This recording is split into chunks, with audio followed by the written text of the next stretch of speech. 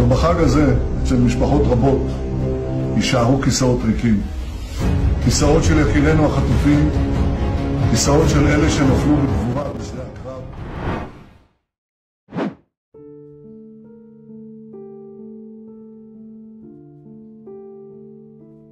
אחיי ואחיותיי, אזרחי ישראל, בליל הסדר כולנו מתאספים עם היקרים לנו, וכולנו מספרים את סיפור עמנו שיצא מעבדות לחירות.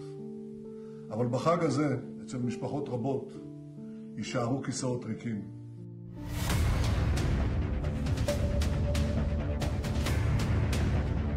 בליל הסדר כולנו מתאספים עם היקרים לנו, וכולנו מספרים את סיפור עמנו שיצא מעבדות לחירות. אבל בחג הזה, אצל משפחות רבות, יישארו כיסאות ריקים. כיסאות של יקירינו החטופים, שעדיין נמצאים בשבי החמאס, כיסאות של אלה שנפלו בגבורה בשדה הקרב, וכיסאות של יקירינו הפצועים, שנאבקים לחזור לחיים במחלקות השיקום.